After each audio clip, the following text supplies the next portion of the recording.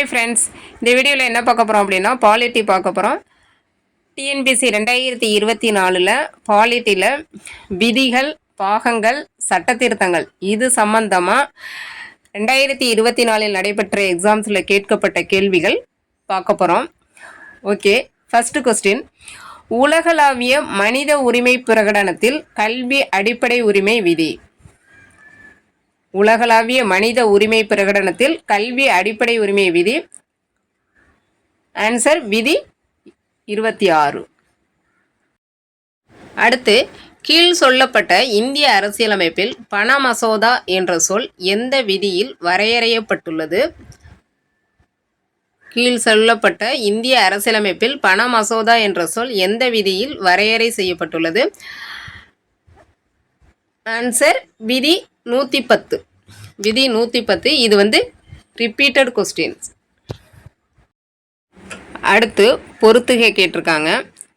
விதி 156 ஆளுநரின் பதவிக்காலம். விதி 165 ஆளுநரின் அட்வொகேட் ஜெனரல் நியமிக்கும் அதிகாரம். விதி 200 ஆளுநர் மசோதாவுக்கு ஒப்புதல். விதி 155 ஆளுநரை நியமித்தல். விதி 156 ஆளுநரின் பதவிக்காலம். விதி 165 ஆளுநரின் அட்வொகேட் ஜெனரல் நியமிக்கும் அதிகாரம்.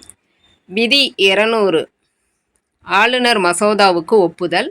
விதி 155 ஆளுநரை நியமித்தல். அடுத்து, இந்திய அரசியலமைப்பின் எந்த பகுதி குடியுரிமை பற்றி கூறுகிறது?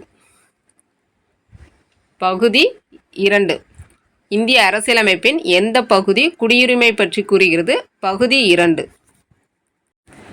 அடுத்து, பிரிவு 15 சமயம், இனம், சாதி, பாலினம் அல்லது பிறப்பிடம் ஆகியவற்றின் அடிப்படையில் பாகுபடுத்துவதை தடை செய்கிறது.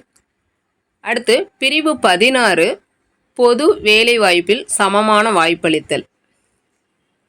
பிரிவு 26 சமய விவகாரங்களை நிர்வகிக்கும் சுதந்திரம். அடுத்து, பிரிவு 29 பார்ட் 2 அரசு உதவி பெறும் கல்வி நிறுவனங்களில் பாகுபாடு காட்ட தடை. அடுத்து, கல்விக்கான உரிமையானது எந்த வயதினை சேர்ந்த அனைத்து குழந்தைகளுக்கும் இலவச மற்றும் கட்டாய கல்வியை வழங்குகிறது? ஆன்சர் 6 முதல் 14 வயது. அடுத்து, இந்திய அரசியலமைப்பு உறுப்பு 12 கீழ் அரசு என்ற சொல் எவற்றை உள்ளடக்குகிறது? ஆன்சர் 1, 2, 3, 4 அனைத்தும். இந்திய அரசு மற்றும் அதன் நாடாளுமன்றம், மாநில அரசு மற்றும் அதன் சட்டமன்றம், அனைத்து வட்டார அதிகாரிகள், இந்திய அரசின் நிலப்பகுதியில் அமைந்துள்ள அல்லது அதன் கட்டுப்பாட்டின் கீழ் உள்ள அனைத்து வட்டார அல்லது இதர அதிகார குழுக்கள். அடுத்து, இந்திய அரசியலமைப்பு சட்டத்தில் குடியுரிமை என்னும் பகுதி சார்ந்த சரியான விடையை கீழே கொடுக்கப்பட்டுள்ளவற்றுள் தேர்ந்தெடுக்கவும். விதி 5-11 பகுதி 2. அடுத்து, பின்வரும் பிரிவில் எதில் கல்விக்கான உரிமை சேர்க்கப்பட்டது? பின்வரும் பிரிவில் எதில் கல்விக்கான உரிமை சேர்க்கப்பட்டது? ஆன்சர் பிரிவு 21A. பிரிவு 21A. அடுத்து, 14 வயதுக்குட்பட்ட குழந்தைகளை சுரங்கங்களில், தொழிற்சாலைகளில் அல்லது பிற வேலைக்கு அமர்த்துவது சட்டத்திற்கு எதிரானது. இது மனித உரிமைகளின் எந்த வகையில் வருவது? ஆன்சர் சுரண்டலுக்கு எதிரான உரிமை. அடுத்து, வாக்களிக்கும் உரிமை, அரசியல் உரிமை, சங்கம் அமைக்கும் உரிமை, சுதந்திர உரிமை, பாரம்பரியத்தை பாதுகாக்கும் உரிமை, பண்பாட்டு உரிமை, குழந்தை தொழிலாளர் சுரண்டலுக்கு எதிரான உரிமை. அடுத்து, கீழ்காணும் எந்த விதியின் அடிப்படையில் குடியரசுத் தலைவர் மாநில அரசை கலைக்கும் அதிகாரம் பெற்றுள்ளார்? கீழ்காணும் எந்த விதியின் அடிப்படையில் குடியரசுத் தலைவர் மாநில அரசை கலைக்கும் அதிகாரம் பெற்றுள்ளார்? ஆன்சர் சட்டப்பிரிவு 356. சட்டப்பிரிவு 356. அடுத்து கீழ்கண்டவற்றுள் சரியாக பொருந்தாத கூற்றை கண்டறிக. அதாவது பகுதி 1 யூனியன் பிரதேசங்கள், பகுதி 4 வழிகாட்டு நெறிமுறை கோட்பாடுகள், பகுதி 6 மாநில அரசாங்கம். இதெல்லாம் சரியான கூற்று. பொருந்தாதது எது அப்படின்னா பகுதி 2 அடிப்படை கடமைகள்னு கொடுத்துருக்காங்க. அது பகுதி தப்பாக கொடுத்துருக்காங்க. அதுக்கான கரெக்டான பகுதி என்னங்கிறத கமெண்ட் பண்ணுங்க. அடுத்த கொஸ்டின், இந்திய அரசியலமைப்பு சட்டத்தில் அடிப்படை கடமைகள் என்னும் தலைப்பில் கீழான சரத்துகள் எந்த சட்ட திருத்தங்களின்படி சேர்க்கப்பட்டுள்ளன? இந்திய அரசியலமைப்பு சட்டத்தில் அடிப்படை கடமைகள் என்னும் தலைப்பின் கீழான சரத்துக்கள் எந்த சட்ட திருத்தங்களின்படி சேர்க்கப்பட்டுள்ளன? ஆன்சர் 42வது சட்ட திருத்தம் மற்றும் 86வது சட்ட திருத்தம். அதாவது 42வது சட்ட திருத்தம் மற்றும் 86வது சட்ட திருத்தம். அடுத்து, இந்திய அரசியலமைப்பின் எந்த பிரிவின் கீழ் அரசு நிதியுதவி பெறும் எந்த நிறுவனத்திலும் சமய கல்வியை வழங்குவது தடை செய்யப்பட்டுள்ளது?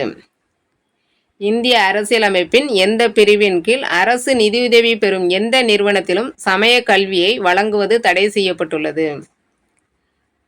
ஆன்சர் 28வது பிரிவின் கீழ். 28வது பிரிவின் கீழ். அடுத்து, டாக்டர் BR அம்பேத்கர் அவர்களின் கூற்றுப்படி கீழ்கண்ட சட்டப்பிரிவுகளில் எது இந்திய அரசியலமைப்பு சட்டத்தின் இதயம் மற்றும் ஆன்மா என்று அறியப்படுகிறது? டாக்டர் BR அம்பேத்கர் அவர்களின் கூற்றுப்படி கீழ்கண்ட சட்டப்பிரிவுகளில் எது இந்திய அரசியலமைப்பு சட்டத்தின் இதயம் மற்றும் ஆன்மா என்று அறியப்படுகிறது? ஆன்சர் சட்டப்பிரிவு 32. சட்டப்பிரிவு 32. அடுத்து, அரசு தேசிய வாழ்வின் அமைவனங்கள் அனைத்திலும் சமுதாய பொருளியல் அரசியல் நீதி நிறைந்து நிலவுவதான ஒரு சமுதாய முறையமைவினை பயனுற எய்தி பாதுகாத்து மக்களின் நலப்பாட்டை வளர்த்திட அரிதின் முயலுதல் வேண்டும் என்று கூறும் இந்திய அரசியலமைப்பு சட்டப்பிரிவு. அரசு தேசிய வாழ்வின் அமைவனங்கள் அனைத்திலும் சமுதாய பொருளியல் அரசியல் நீதி நிறைந்து நிலவுவதான ஒரு சமுதாய முறை அமைவினை பயனுற எய்தி பாதுகாத்து மக்களின் நலப்பாட்டை வளர்த்திட அரிதின் முயலுதல் வேண்டும் என்று கூறும் இந்திய அரசியலமைப்பு சட்டப்பிரிவு. ஆன்சர் பிரிவு 38. பிரிவு 38. ஓகே ஃப்ரெண்ட்ஸ், இவ்வளோ தான் 2024 எக்ஸாம்ஸில் கேட்கப்பட்ட சட்டப்பிரிவுகள், பகுதிகள், சட்ட திருத்தங்கள் இவ்வளோ தான். ஓகே, உங்களுக்கு முக்கியமான விதிகள் அந்த ஆர்டர் படி வேணும் அப்படின்னு சொன்னால் கமெண்ட் பண்ணுங்கள். தேவைப்பட்டால் நான் இம்பார்ட்டன்ட், வெரி வெரி இம்பார்ட்டன்ட், அடிக்கடி ரிப்பீட்டட் கொஸ்டின்ஸ், அதாவது நான் 2016 அடிக்கடி ரிப்பீட்டட் கொஸ்டின்ஸ் விதிகளுக்கு மட்டும் தொகுத்து உங்களுக்கு வேணும் அப்படின்னு சொன்னால் நான் தொகுத்து உங்களுக்கு வீடியோ போடுறேன். அதாவது ஆர்டராக வேணும் அப்படின்னா அதை நான் ஆர்டராக நோட் பண்ணி வீடியோ போடுறேன். வேணும்னு சொன்னால் கமெண்ட் பண்ணுங்கள், வீடியோ போடுறேன். ஓகே, நன்றி.